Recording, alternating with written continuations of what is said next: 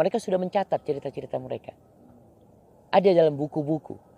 Sehingga Abdullah bin Amr bin As itu dalam satu peperangan pernah mendapatkan kitab-kitab itu sepenuh 2 keledai lah. Waalaikumsalam warahmatullahi wabarakatuh. Dalam kitab-kitab mereka. Makanya kemudian ada pendeta-pendeta Yahudi yang masuk Islam. Seperti Wahab bin Munabbih. Dia seorang tabi'in yang bersama Umar bin Khattab radhiyallahu ta'ala anhu. Ketika dia datang ke sini, dia bertanya, masjidnya mau dibangun di mana? Bangunan masjid mau dibangun di mana? Itu Wahab bin Munabbih, usul masjidnya itu di balik batu ini. Di sini aja katanya dia. Itu yang katanya Umar bin Khattab, naza'at ka yahudiyatuka. Kau masih ada Yahudinya sedikit nih. Supaya kan dapat kiblat 2. Jadi kiblatnya itu menghadap batu langsung menghadap ke Ka'bah gitu kan. Maka akhirnya dibangun di depan oleh Umar bin Khattab radhiyallahu ta'ala. Jadi kisah-kisah itu diambil dari pendeta-pendeta Yahudi yang masuk Islam. Yang mereka menceritakan biasanya disebutkan dalam Taurat. Kemudian disebutkan oleh nenek-nenek kami. Maka disebut kisah Israiliyat dari kalangan Bani Israel. Dari sanalah. Dan Nabi kita Muhammad SAW memberikan arahan kepada kita.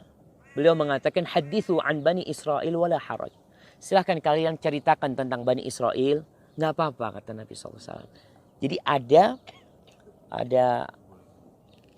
kebolehan dari Nabi SAW.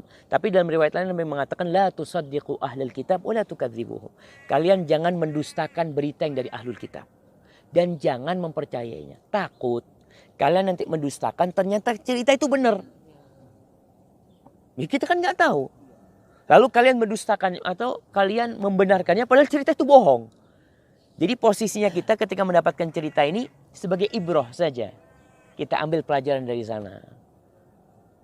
Jadi antum jangan cari pohon Nabi Sulaiman ya. Nah, tunggu. Dan itu mungkin artinya Nabi Sulaiman kan memang Allah berikan mukjizat yang kerajaan yang tidak dimiliki oleh siapapun. Enggak sebelumnya, enggak sesudah. Barakallahu fikum. Baik. Anak mau nanya, Nah.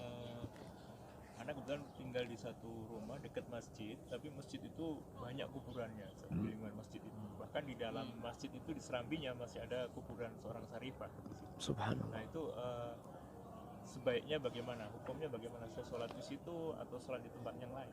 Nah, lebih baik sholat di masjid yang tidak ada kuburan.